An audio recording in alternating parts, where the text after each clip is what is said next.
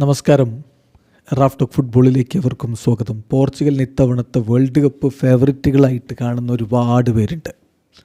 മികച്ച ടീം അവർക്കുണ്ടെന്ന കാര്യത്തിൽ തർക്കമില്ല. പക്ഷേ ഇതാണോ പോർച്ചുഗലിൻ്റെ ഏറ്റവും സ്ട്രോങ്ങസ്റ്റ് ടീം? അറ്റ്ലീസ്റ്റ് താൻ കളിച്ച ടീമുകളിൽ ഏറ്റവും സ്ട്രോങ്ങസ്റ്റ് ഇതാണോ? ചോദ്യത്തിന് ഉത്തരം പറയുകയാണ് ജാവോ കൻസേലോ.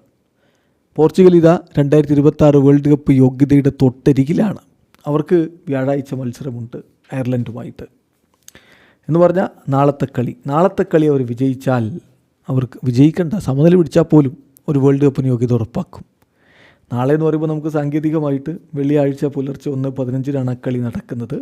അപ്പോൾ അതിന് മുന്നോടിയായിട്ട് മാധ്യമങ്ങളെ കണ്ടപ്പോഴാണ് ജാവോ കൻസേലോയോട് ഈ ചോദ്യം ചോദിക്കുന്നത്. നിങ്ങൾ സ്ക്വാഡ് ഒന്ന് നോക്കുമ്പോൾ do you think this is the strongest group you have ever played വിത്ത്?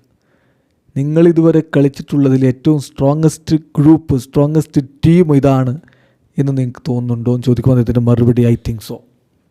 ഞാൻ അങ്ങനെയാണ് കരുതുന്നത്. കാരണം ഒരു സംശയവുമില്ല, ഞാൻ കളിച്ചിട്ടുള്ളതിൽ ഏറ്റവും സ്ട്രോങ്ങസ്റ്റ് ടീം ഇത് തന്നെയാണ്.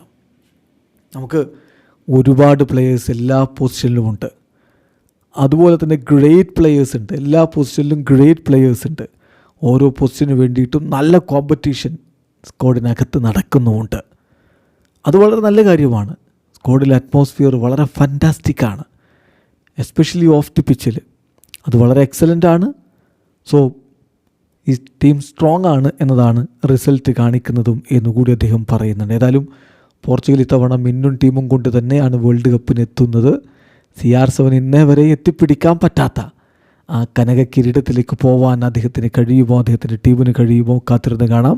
ഏതായാലും വേൾഡ് കപ്പ് യോഗ്യതയുടെ തൊട്ടരികിലാണ് ഇപ്പോൾ പോർച്ചുഗൽ. വീഡിയോ അവസാനിക്കുന്ന ഫുട്ബോൾ ലോകത്തെ കൂടുതൽ വിശേഷങ്ങളുമായി റാഫ് ടോക്സ് എത്താം.